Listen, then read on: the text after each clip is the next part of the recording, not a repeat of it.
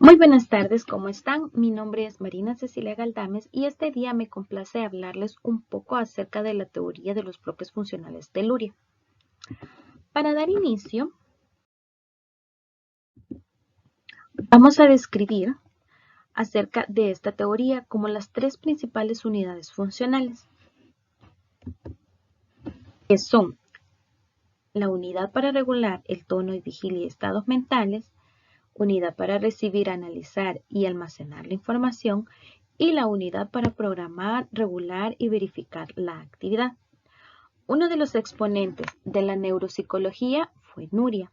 En base a sus conocimientos e investigaciones, vamos a explicar cuáles son las tres principales unidades funcionales del cerebro, que se dividen en tres bloques, que anteriormente los mencionamos. Vamos a explicar en qué consisten las tres unidades funcionales que ejercen un papel importante sobre los procesos mentales y la actividad consciente del hombre. La primera unidad regula tono y vigilia y los estados mentales. Como punto de partida de cada una de estas unidades funcionales, posee una estructura jerárquica y consiste en tres zonas corticales, una sobre la otra. La primera área es la de proyección, recibe impulsos y los manda a la zona periférica. El área secundaria, o también llamada de proyección o asociación, donde la información que recibe es procesada o donde se preparan los programas, donde se analiza y se sintetiza. El área terciaria, también llamada zona de superposición, es la responsable de las más complejas formas de actividad mental del ser humano. Vamos a hablar sobre lo que es la regulación del tono-vigilia. La vigilia se mantiene fundamentalmente gracias a la actividad del sistema regular activador ascendente. La regulación de la vigilia y el sueño solo se da en condiciones óptimas de vigilia. Y esto es posible ya que el hombre reciba y analice la información de su actividad, puede ser programada y probando un curso de sus procesos mentales, así como mantener su actividad en curso, o sea, todas las actividades que puede realizar durante el día. Estos procesos resultarían imposibles durante el sueño, ya que tenemos prácticamente que estar estático, ¿verdad? En una sola posición. Estas estructuras son responsables de la producción y mantenimiento del tono cortical, que más adelantito vamos a desarrollar ese tema. No se encuentran localizadas en el mismo córtex, sino debajo de él, en la misma región del tallo encefálico. Y es esta información reticular quien está especialmente adaptada por su constitución anatómica y funcional para cumplir mecanismos activadores de la corteza cerebral.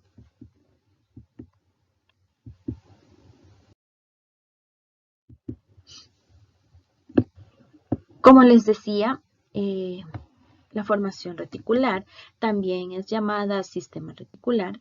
Esta formación, tiene una estructura de una red nerviosa, la cual se intercala en los cuerpos de las células nerviosas conectadas entre sí mediante cortos procesos.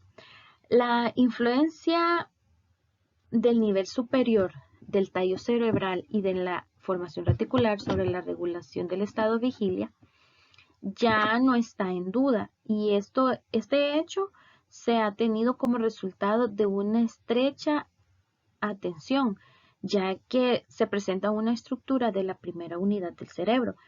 Estas se encuentran en gran parte del sistema nervioso, como es la médula espinal, el tronco encefálico, el diencéfalo. Y estas neuronas de la formación reticular del tronco encefálico forman una red cuyos axones se proyectan tanto hacia el encéfalo como a su caudal.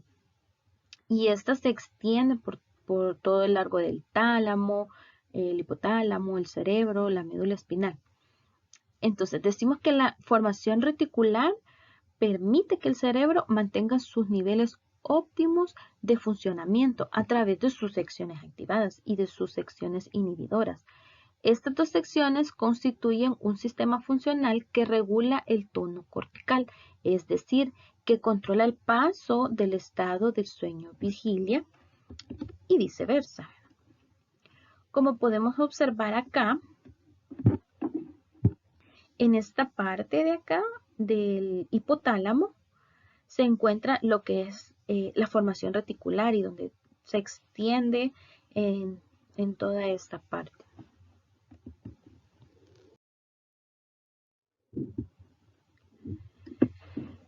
Esta formación reticular se divide en dos: el sistema reticular ascendente y el sistema reticular descendente. La formación reticular ascendente son fibras que suben hasta terminar en estructuras nerviosas superiores, tales como el tálamo, el núcleo caudado, el archicórtex y estructuras del neocórtex. Su función para mantener y regular el tono de activación cortical cerebral es necesario para un funcionamiento normal. Sus fuentes de energía tienen su origen en los estímulos que proceden del medio ambiente externo y del interno del sujeto a partir de estas aferencias viscerales de los diferentes sistemas y aparatos del organismo. El sistema reticular descendente. Estas corren en dirección contraria al sistema reticular ascendente. Comienzan en estructuras superiores y terminan en estructuras inferiores como el mesencéfalo, el hipotálamo y tallo cerebral. Su papel importante es que subordinan estas estructuras inferiores al control de programas que aparecen en el córtex y que requieren la modificación y modulación del estado de vigilia para su ejecución. A través de estas conexiones, que son descendentes, estas se condicionan las respuestas motoras viscerales y se regula la entrada de aferencias sensitivas, como son las vísceras, las gustativas, propioreceptivas, visuales, auditivas, etc. Todo esto permite que el cerebro mantenga sus niveles en óptimo funcionamiento a través de sus secciones activadoras y de sus secciones inhibidoras.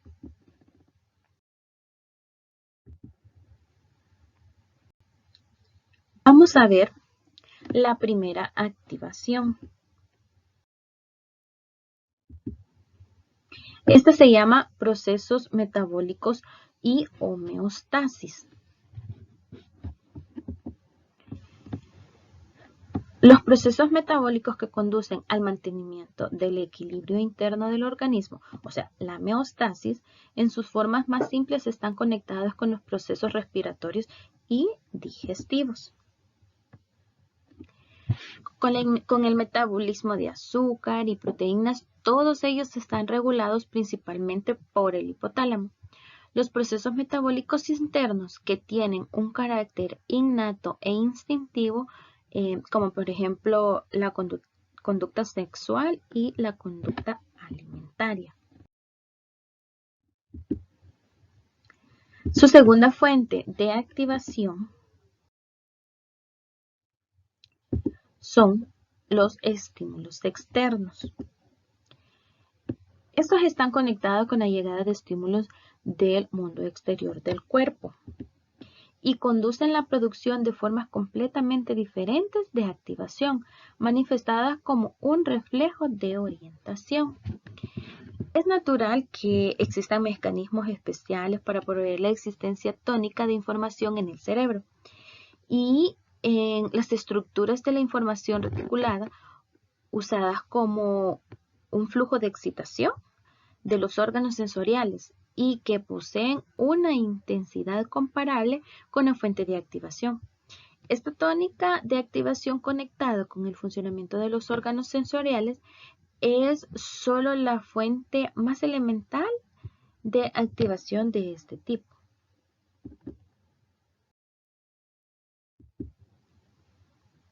La tercera fuente de activación son las conexiones descendentes entre el córtex y las formaciones inferiores que transmiten la influencia reguladora del córtex sobre las estructuras inferiores del tallo.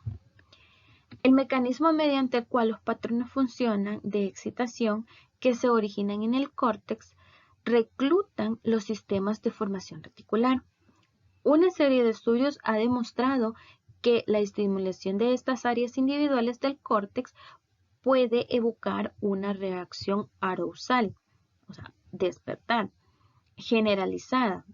Y esto facilita los reflejos espinales cuando modifican la excitabilidad de los músculos a través del sistema de fibras aferentes. Aquí lo que pasa es que incrementa la excitación del aparato coclear y bajo los umbrales de sensación discriminatoria. También se han demostrado que las fibras descendentes del sistema reticular activador tienen una organización cortical bien diferenciada.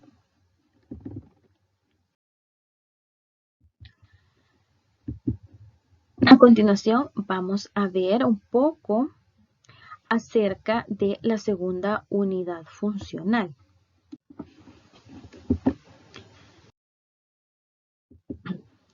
Esta unidad es la que recibe, analiza y almacena esta información.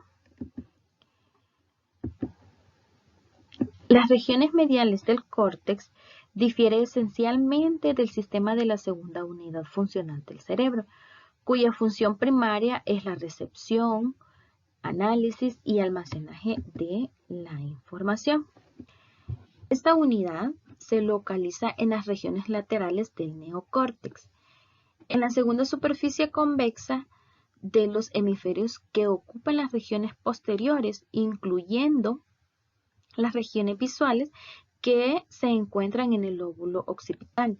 En la sección auditiva se encuentra el lóbulo temporal y sensorial general, que se encuentra en el lóbulo parietal, que es el que estamos viendo sombreado de amarillo en esta parte de acá. Este es el neocórtex.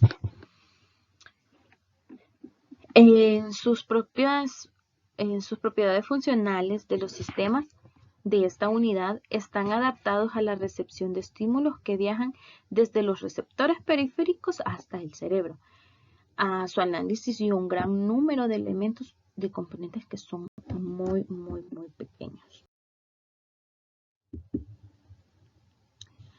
Vamos a ver las características de las regiones que conforman el neocórtex. Y es la organización jerárquica de sus estructuras. Esta estructura jerárquica es igualmente característica de todas las regiones del córtex, que constituye la segunda unidad funcional.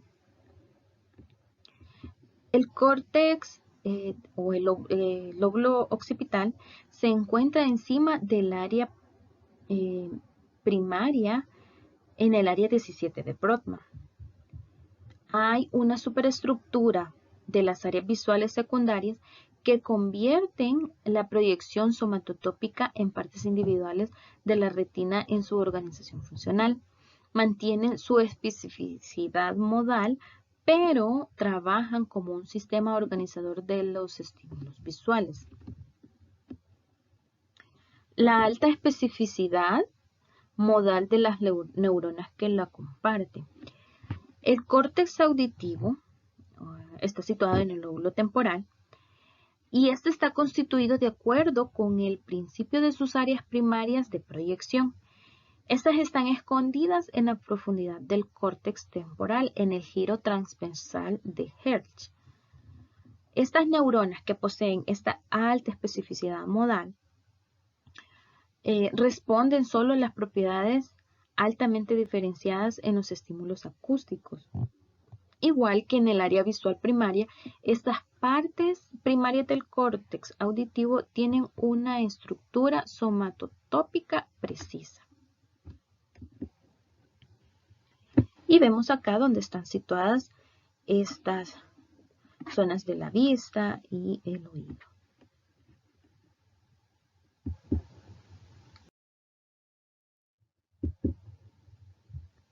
Las áreas de la corteza. Aquí vamos a identificar 3 áreas de la corteza que son de las que acabamos de hablar, que son una de las más mencionadas y que se incluye en esta área.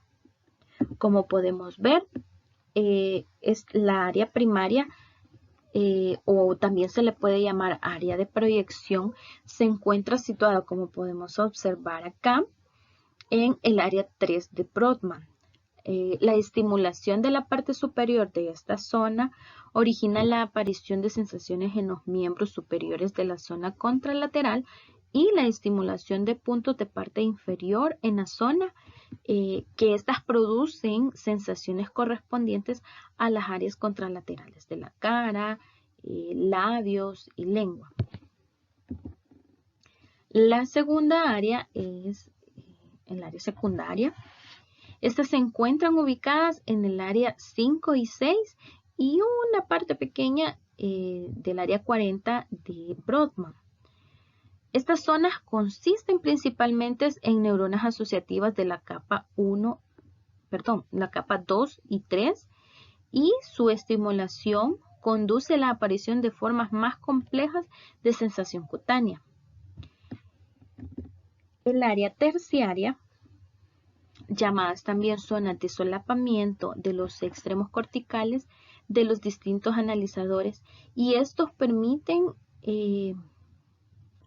grupos de diversos analizadores y trabajan concertadamente. Esta se encuentra en el área 39 y 40 del mapa de Brodmann. Estas zonas se sitúan los límites del córtex occipital, temporal y postcentral. Se pueden considerar esta zona como la del centro asociativo posterior y son estructuras específicamente humanas.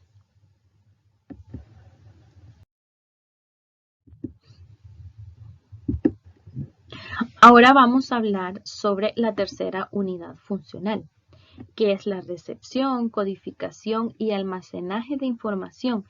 Constituye solo un aspecto del proceso cognitivo humano. El hombre no reacciona pasivamente a la información que recibe, sino que crea intenciones, forma planes o programas de acciones, revisa cómo va a realizar las cosas y finalmente verifica su actividad consciente, comprobando los efectos de sus acciones en las intenciones originales, corrigiendo cualquier error que haya cometido. Estas estructuras de las que estamos hablando son desempeñadas de las estructuras de la tercera unidad funcional. El sistema para la organización de regulación y verificación están localizadas en las regiones de los hemisferios antepuestos al giro precentral. El córtex motor proyectivo no puede trabajar aislado.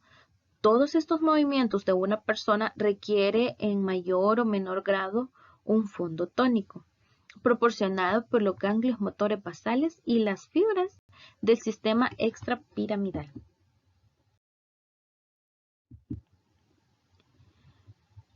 El lóbulo frontal está ubicado en la parte delantera del cerebro.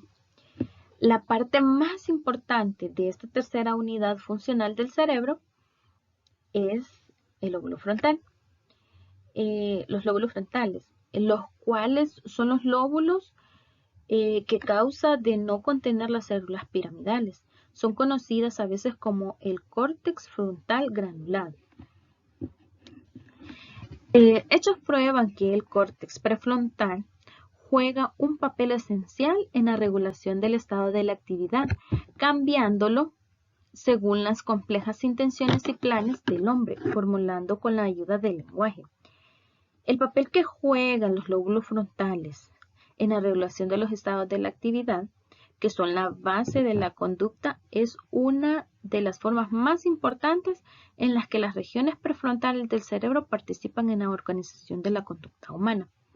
Finalmente, también debe señalarse que las regiones prefrontales del córtex no maduran hasta una época muy alta en la ontogénesis. hasta que un niño no alcanza la edad de 4 a 7 años, estos no están preparados completamente para la acción.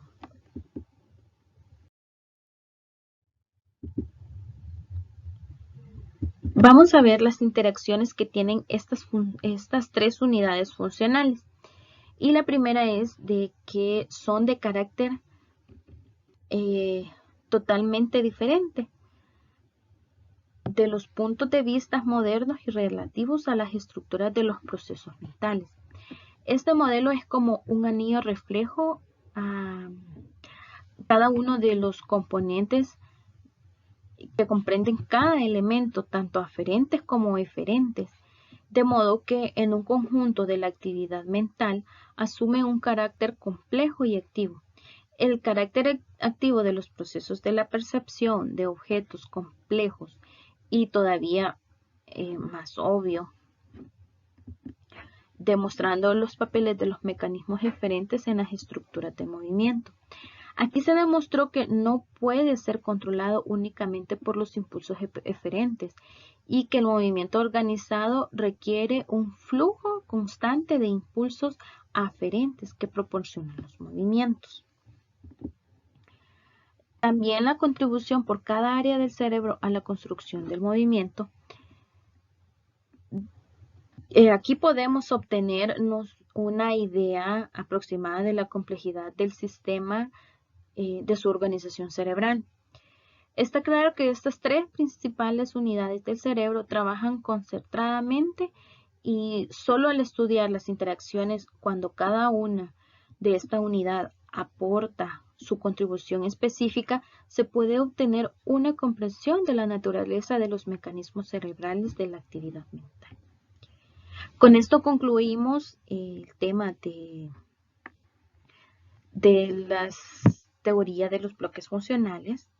Espero hayan comprendido y espero haber aportado un poquito de su conocimiento. Así que eso es todo. Muchas gracias y buenas tardes.